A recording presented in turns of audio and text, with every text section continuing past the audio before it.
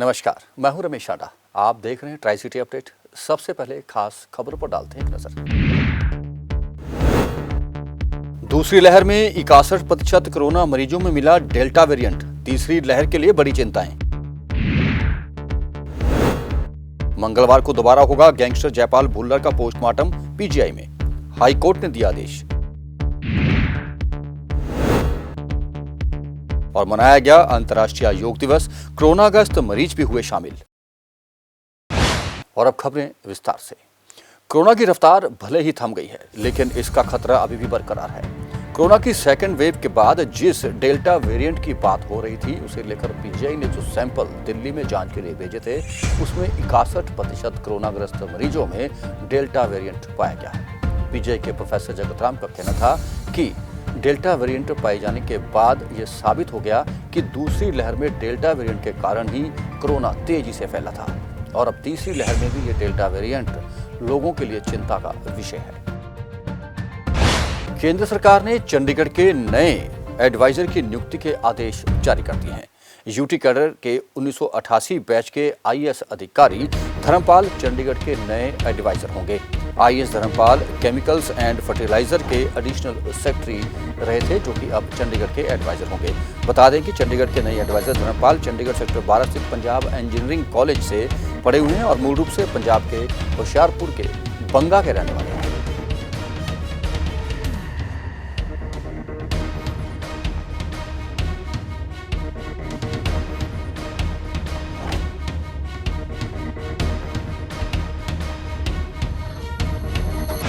Supreme court के दिशा निर्देशों के बाद पंजाब व हरियाणा हाई कोर्ट ने गैंगस्टर जयपाल भुल्लर के दोबारा पोस्टमार्टम करने के आदेश जारी कर दिए हैं।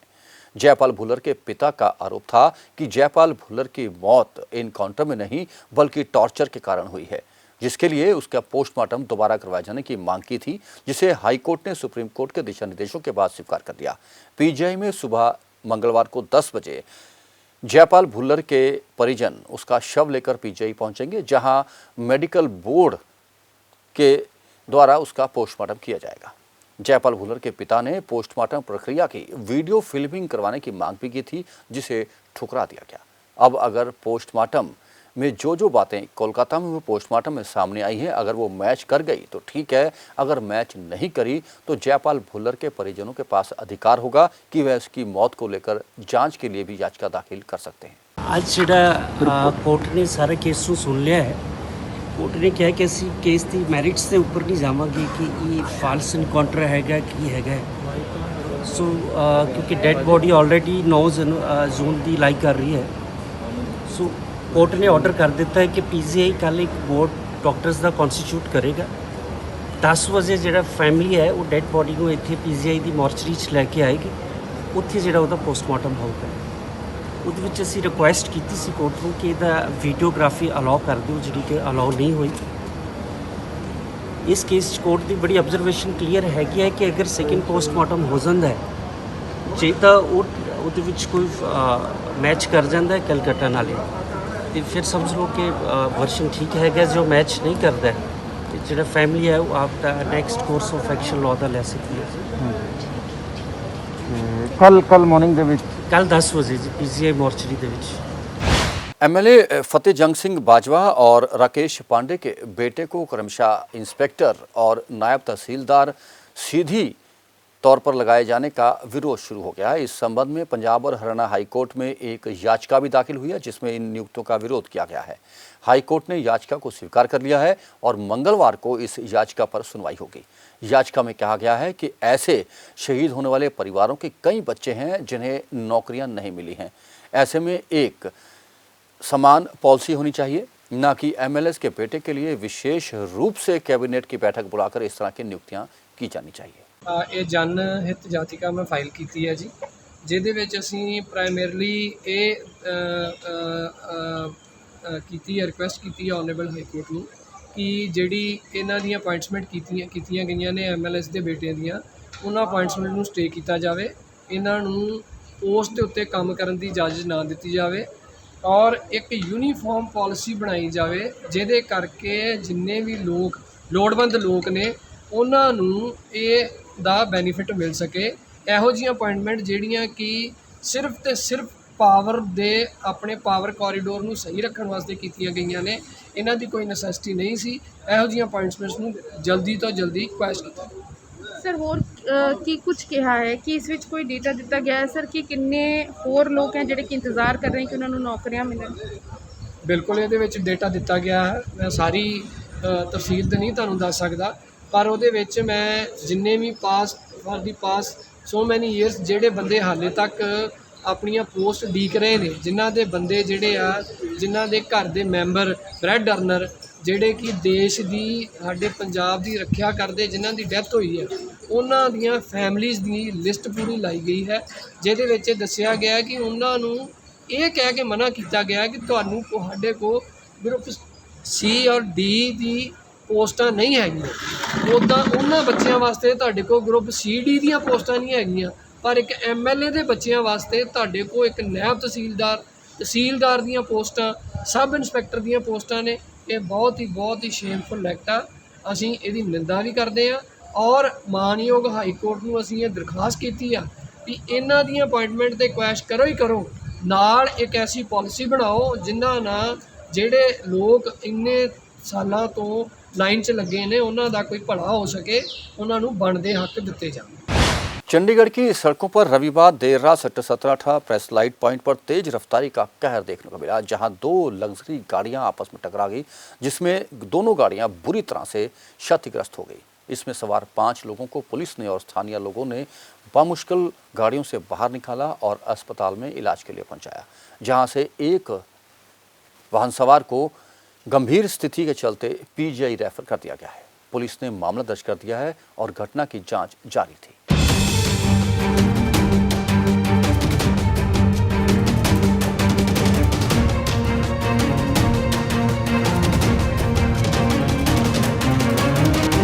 चंडीगढ़ की सड़क पर रविवार देर रात 17/18 प्रेस लाइट पॉइंट पर तेज रफ्तार का कहर देखने को मिला, जिसमें दो लग्जरी गाड़ियों की भिड़ंत हो गई। भिड़ंत इतनी जबरदस्त थी कि स्कोडा गाड़ी बुरी तरह से क्षतिग्रस्त हो गई।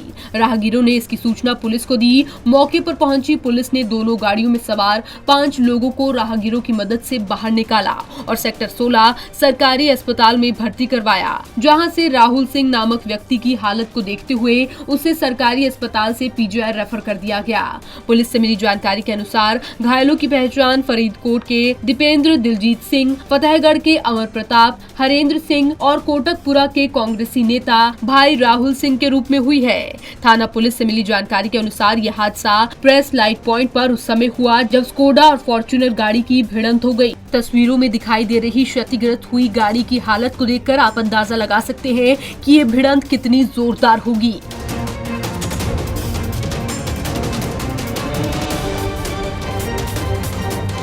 हादसा कैसे हुआ और इसमें किसकी गलती थी, इस बारे में फिलहाल कोई जानकारी नहीं है। बहरहाल पुलिस ने मामला दर्ज कर जांच शुरू कर दी है। पुलिस प्रेस लाइन पॉइंट पर लगे हुए CCTV कैमरों को भी खंगाल रही है, जिससे कि हादसे का कारण पता चल सके।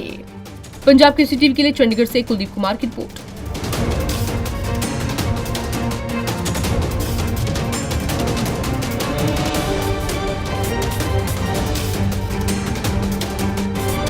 सेक्टर 10 म्यूजियम के पास मानव श्रृंखला बनाकर न्यूजीलैंड सरकार के खिलाफ दर्जनों युवाओं ने विरोध प्रदर्शन किया। इन युवाओं का कहना था कि लॉकडाउन के चलते 2 वर्ष पहले उन्हें भारत वापस भेजा गया था, लेकिन अब उन्हें दोबारा वापस नहीं बुलाया जा रहा, जो कि उनके कैरियर के साथ खिलवाड़ है। शहर के सेक्टर 10 म्यूजियम के पास मानव श्रृंखला बनाकर न्यूजीलैंड सरकार के खिलाफ दर्जनों युवाओं ने प्रदर्शन किया। युवा दिल्ली, पंजाब और चंडीगढ़ के थे, जिन्होंने अपने हाथों में बैनर पकड़कर न्यूजीलैंड सरकार के खिलाफ रोष व्यक्त किया। उनका कहना था कि पिछले करीब 2 सालों से वे इंडिया में आए हुए हैं, लेकिन वहां की सरकार की ओर से अभी तक उन्हें बुलाया नहीं जा रहा है, जिसके कारण कई लोगों के वीजा की अवधि भी खत्म हो गई है। रोष कर रहे युवाओं ने कहा कि पिछले 2 सालों से वे यहाँ पर आए हुए हैं, लेकिन अब कोरोना के बाद वहाँ की सरकार वापस नहीं बुला रही है। उन्होंने बताया कि वहाँ स्टडी और काम करने वाले युवकों ने न्यूजीलैंड में फ्लैट और कारें ली हुई हैं, जिनका खर्चा पड़ रहा है और यहाँ आए हुए कोई काम भी नहीं कर पा रहे हैं। उन्होंने कहा कि लाखों रुपए लगवाकर वहाँ स्टडी की और जब नौकरी करने का समय आया तो वहाँ वापस बुलाया नहीं जा रहा है। ਅਸੀਂ ਇਹ ਪ੍ਰਦਰਸ਼ਨ ਇਸ ਲਈ ਕਰ ਰਹੇ ਹਾਂ, ਅਸੀਂ ਲਾਸਟ ਈਅਰ ਤੋਂ ਸਾਨੂੰ 1 ਸਾਲ ਤੋਂ ਜ਼ਿਆਦਾ ਹੋ ਗਿਆ, ਅਸੀਂ ਨਿਊਜ਼ੀਲੈਂਡ ਤੋਂ ਇੱਥੇ ਸਿਰਫ 2 ਜਾਂ 3 ਵੀਕਾਂ ਲਈ ਆਏ ਸੀਗੇ। ਕੋਈ ਫੈਮਿਲੀ ਪ੍ਰੋਬਲਮ ਕਰਕੇ ਆਇਆ ਸੀਗਾ, ਕੋਈ ਆਪਣੇ ਫੈਮਿਲੀ ਨੂੰ ਮਿਲਣ ਆਇਆ ਸੀਗਾ, ਅਤੇ ਉਸ ਤੋਂ ਬਾਅਦ ਕੋਵਿਡ ਕਰਕੇ ਲੋਕਡਾਊਨ ਲੱਗ ਗਿਆ, ਅਤੇ ਉਸ ਤੋਂ ਬਾਅਦ ਅਸੀਂ ਸਾਰੇ ਇੱਥੇ ਸਟੱਕ ਹੋ ਗਏ, ਜਿਹਦੇ ਕਰਕੇ ਸਾਨੂੰ ਹੁਣ ਆਲਮੋਸਟ 1 ਸਾਲ ਤੋਂ ਉੱਤੇ ਹੋ ਗਿਆ ਅਸੀਂ ਇੱਥੇ ਸਟੱਕ ਹੀ ਹੈਗੇ ਹਾਂ, ਅਤੇ ਸਾਨੂੰ ਗੌਰਮੈਂਟ ਹੁਣ ਬੁਲਾ ਨਹੀਂ ਰਹੀ ਵਾਪਸ। ਪਹਿਲਾਂ ਗੌਰਮੈਂਟ ਕੋਲ ਬਹਾਨਾ ਸੀਗਾ ਕਿ ਹਾਂ ਵੀ ਕੋਵਿਡ ਹੈਗਾ ਆ, ਕੋਵਿਡ ਕਰਕੇ ਤੁਸੀਂ ਆ ਨਹੀਂ ਸਕਦੇ ਹੈਗੇ, ਬਟ ਹੁਣ ਸਾਰਿਆਂ ਨੇ ਵੈਕਸੀਨੇਸ਼ਨ ਕਰਵਾ ਲਈ ਹੈਗੀ ਆ, ਸਾਰਿਆਂ ਦੀ ਵੈਕਸੀਨੇਸ਼ਨ ਲੱਗੀ ਹੋਈ ਆ, ਪਲੱਸ ਸਾਰੇ ਟੈਸਟ ਕਰਾ ਕੇ ਜਾਣ ਨੂੰ ਰੈਡੀ ਨੇ, ਬਟ ਗੌਰਮੈਂਟ ਸਾਨੂੰ ਬੁਲਾਉਣ ਦੀ ਬਜਾਏ ਨਵੇਂ ਬੰਦਿਆਂ ਨੂੰ ਉੱਥੇ ਬੁਲਾਉਣਾ ਸ਼ੁਰੂ ਕਰਤਾ ਉਹਨਾਂ ਨੇ, ਅਤੇ ਸਾਨੂੰ ਕੰਸੀਡਰ ਨਹੀਂ ਕਰ ਰਹੀ। ਸਾਡਾ ਉੱਥੇ ਲੱਖਾਂ ਦਾ ਸਮਾਨ ਪਿਆ ਆ, ਉੱਥੇ ਸਾਨੂੰ ਆਏ ਨੂੰ ਉੱਥੇ ਇੰਨਾ ਟਾਈਮ ਹੋ ਗਿਆ, ਅਸੀਂ ਸਟਿਲ ਰੈਂਟ ਪੇ ਕਰਦੇ ਪਏ, ਇੰਸ਼ੋਰੈਂਸ ਪੇ ਕਰਦੇ ਪਏ, ਹਰ ਇੱਕ ਚੀਜ਼ ਉੱਥੇ ਪੇ ਕਰਦੇ ਪਏ ਹੈਗੇ ਆ। ਮੈਂ ਨਿਊਜ਼ੀਲੈਂਡ ਦਾ ਵੀਜ਼ਾ ਹੋਲਡਰ ਹਾਂ। ਮੈਂ ਆਪਣੇ 2020 ਜਨਵਰੀ 'ਚ ਆਇਆ ਸੀ ਆਪਣਾ ਵਿਆਹ ਕਰਾਉਣ ਲਈ ਉਰੇ, ਅਤੇ ਜਨਵਰੀ ਤੋਂ ਬਾਅਦ ਜਦੋਂ ਮੈਂ ਵਾਪਸ ਜਾਣਾ ਸੀ ਤਾਂ ਮਾਰਚ 'ਚ ਲੋਕਡਾਊਨ ਹੋ ਗਿਆ, ਮੈਂ ਵਾਪਸ ਜਾ ਨਹੀਂ ਸਕਿਆ, ਅਤੇ ਉਸ ਤੋਂ ਬਾਅਦ ਅਸੀਂ ਬਹੁਤ ਮੇਲਾਂ ਪਾਈਆਂ ਨਿਊਜ਼ੀਲੈਂਡ ਗਵਰਨਮੈਂਟ ਨੂੰ, ਬਹੁਤ ਤਰਲੇ ਉਹਨਾਂ ਦੇ ਕੀਤੇ, ਬਟ ਉਹਨਾਂ ਨੇ ਸਾਡੀ ਹਜੇ ਤੱਕ ਕੋਈ ਸੁਣੀ ਨਹੀਂ ਹੈ। ਅਤੇ ਅਸੀਂ ਸਾਰੇ ਜਾਣੇ ਇਹੀ ਕਰ ਰਹੇ ਹਾਂ ਵੀ ਸਾਡਾ ਜਿੰਨਾ ਵੀ ਟਾਈਮ ਵੇਸਟ ਹੋ ਗਿਆ ਇੱਥੇ, ਵੀ ਸਾਡੇ ਵੀਜ਼ੇ ਵਧਾਏ ਜਾਣ, ਵੀ ਜਿੰਨੇ ਜਾਂ ਵੀਜ਼ੇ ਨਹੀਂ ਵਧਾਉਣੇ ਤਾਂ ਹੋਲਡ ਕਰਨ, ਵੀ ਸਾਨੂੰ ਕੋਈ ਸਿਓਰਟੀ ਦੇਣ ਵੀ ਸਾਨੂੰ ਕਦੋਂ ਬੁਲਾਉਣਗੇ। ਹੁਣ ਇੱਥੇ ਅਸੀਂ ਬਹੁਤ ਟੈਨਸ਼ਨ ਦੇ ਵਿੱਚ ਹਾਂ, ਸਾਨੂੰ ਪਤਾ ਨਹੀਂ ਲੱਗ ਰਿਹਾ ਅਸੀਂ ਕੀ ਕਰੀਏ।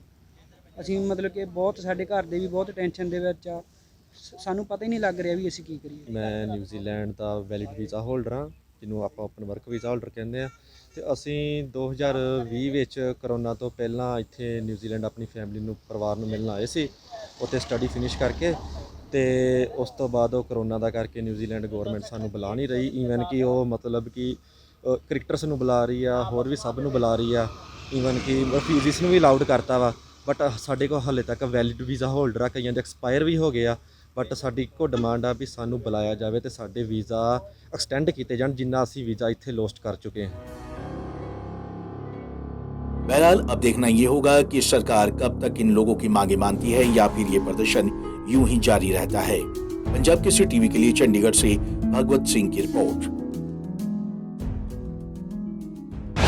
सोमवार को 7वां अंतर्राष्ट्रीय योग दिवस था। कोरोना की महामारी के चलते इस बार चंडीगढ़ में कोई भी बड़ा आयोजन नहीं किया गया, लेकिन चंडीगढ़ के सेक्टर 23 में स्थित government college of yoga education and health में आयुष मंत्रालय के सहयोग से योग दिवस मनाया गया।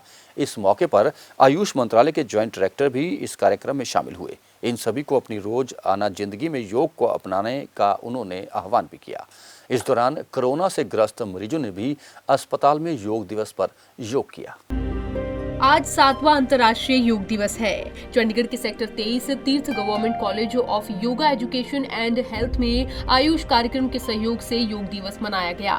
इस मौके पर आयुष मंत्रालय के ज्वाइंट डायरेक्टर भी इस कार्यक्रम में शामिल हुए। इस मौके पर कॉलेज के प्रिंसिपल ने कहा कि सभी को अपनी जिंदगी में योग को अपनाना चाहिए। योग हमारी प्राचीन विधा है, इससे न केवल मन को शांति मिलती है बल्कि इम्यूनिटी पावर भी बढ़ती है और कोरोना महामारी में ये साबित हो चुका है। योग की अहमियत तो बहुत है। ये हमारी एक पारंपरिक विरासत है जो हमारे ऋषि मुनियों ने हमें दी है, और हम इसको अपने शारीरिक स्वास्थ्य के लिए, मानसिक स्वास्थ्य के लिए और आध्यात्मिक उत्थान के लिए इस्तेमाल करते हैं। और आज के टाइम में जबकि पेंडेमिक बहुत अग्रसर रूप ले रहा है, तो योग का महत्व और बढ़ गया है।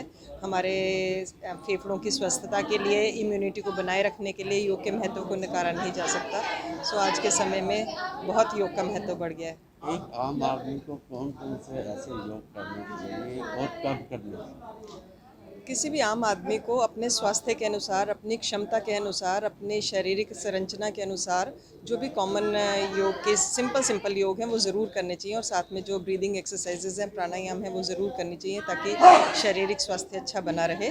और समय जो है वो सुबह का समय सबसे उत्तम है, और शुमा नाम भी शाम के समय भी हम कर सकते हैं योग, तो हो सके तो खाली पेट ही करना चाहिए। वहीं आयुष मंत्रालय के joint director doctor MS Bhardwaj ने कहा कि योग को सिर्फ एक एक्सरसाइज के रूप में ना लेकर इसे साधना के रूप में लेना चाहिए और अपने जीवन में उतारना चाहिए। कोरोना की इस महामारी में ये साबित हुआ है कि योग का हमारे जीवन में कितना महत्व है, इसीलिए हम सबको सुबह उठकर योग करना चाहिए और दूसरे लोगों को भी ऐसा करने के लिए प्रेरित करना चाहिए। योगा का बहुत महत्व है जी। योग को हम एक एक्सरसाइज के रूप में ना लेके, इसको साधना के रूप में लेके हमें इनको सुबह जल्दी उठ के और हमें योग साधना, योग प्राणायाम इनको करना चाहिए। इससे क्या होता है, हमारे शरीर की तंदुरुस्ती बढ़ती है, इम्यूनिटी बढ़ती है, तो हम किसी तरह की कोई बीमारी है उससे लड़ने में हम सक्षम रहते हैं। तो इस कोरोना काल में जो लोग इसका प्राणायाम और योग का हेल्प ले रहे हैं, मेरे को लगता है कि उनकी इम्यूनिटी जो है बहुत हार्ड रही है और इससे वो कोरोना से बच पाए हैं। तो और भी कोई किसी भी किस्म की कोई जो हमारी बीमारी आती है, तो अगर हमारी इम्यूनिटी हार्ड है तो हमारी जो इम्यूनिटी स्ट्रांग है, प्रतिरोधक क्षमता अगर हमारी ठीक है, तो हम बीमारी से लड़ने से सक्षम हैं। तो इसलिए योग का जो है हमारे जीवन में बहुत बड़ा महत्व है। हालांकि कोरोना महामारी के कारण लगातार दूसरे साल अंतर्राष्ट्रीय योग दिवस का आयोजन थोड़ा फीका रहा। कोरोना की वजह से समारोह में लोगों की मौजूदगी थोड़ी कम रही और चंडीगढ़ में कोई भी बड़ा आयोजन नहीं किया गया। पंजाब केसरी टीवी के लिए चंडीगढ़ से भगवत सिंह की रिपोर्ट। 7वें अंतर्राष्ट्रीय योग दिवस के अवसर पर पंचकुला के कई स्थानों पर योग कार्यक्रम हुए, जिसमें कई गणमान्य व्यक्ति भी शामिल हुए। ताऊलाल देवी स्टेडियम में खेल मंत्री संदीप सिंह और पंचकुला के रेड बिशप में आयोजित योग शिविर में हरियाणा विधानसभा के अध्यक्ष ज्ञानचंद गुप्ता व सांसद रतनलाल कटारिया ने भी योग किया।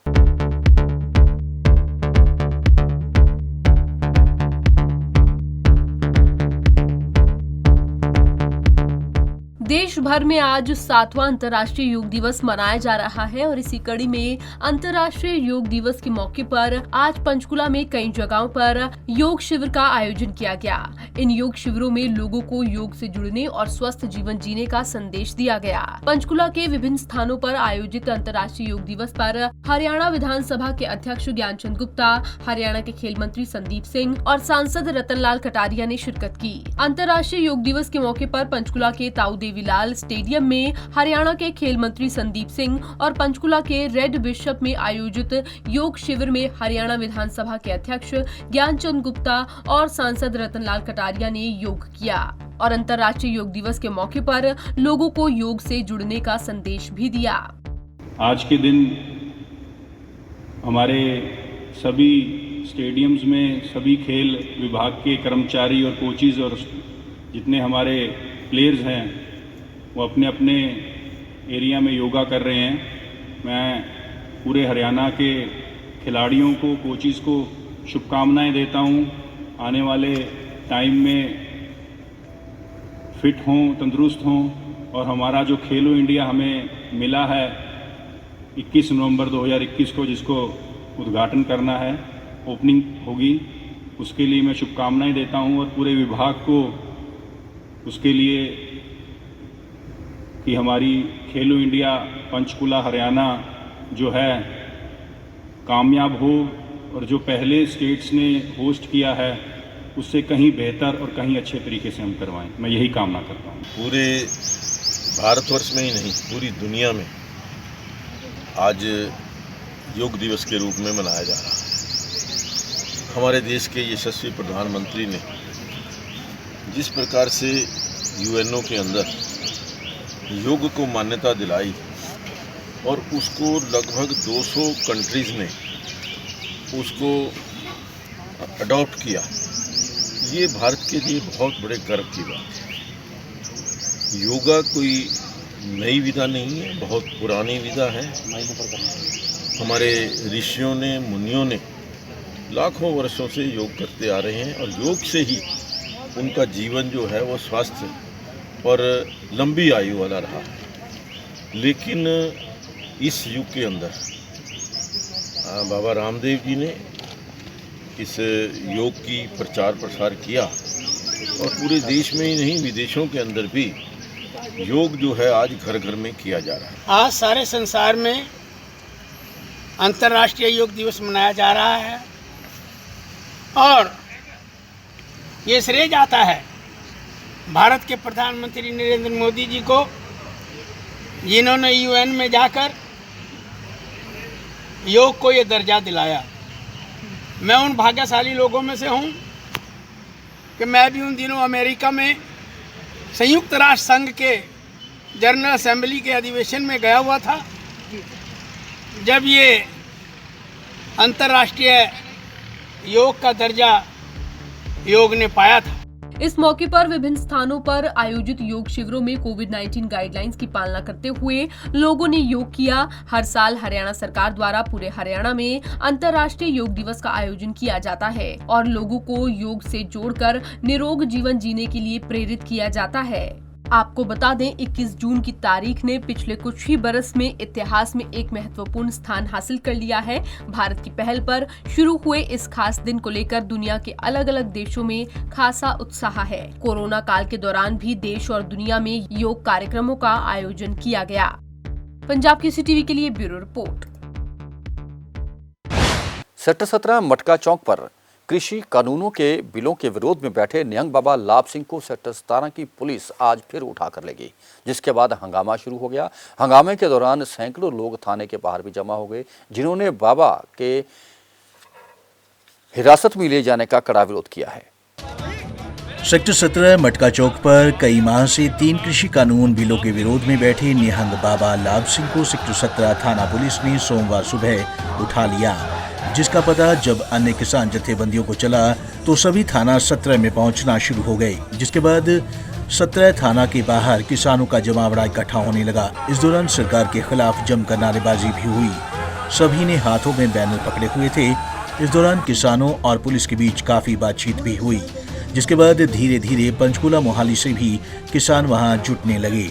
आखिर में पुलिस के साथ किसान नेताओं की बातचीत फिर से हुई, जिसमें ये बात रखी गई कि बाबा निहंग अकेले वहां पर बैठ सकते हैं, अन्य तंबू और अन्य सामान मटका चौक पर नहीं रखा जाएगा। जिसके बाद दोनों में सहमति बनी और किसानों ने अपना धरना खत्म करने का ऐलान किया। वहीं किसान नेताओं ने कहा कि उनका आंदोलन तब तक खत्म नहीं होता जब तक केंद्र सरकार 3 कृषि कानूनों को वापस नहीं लेती।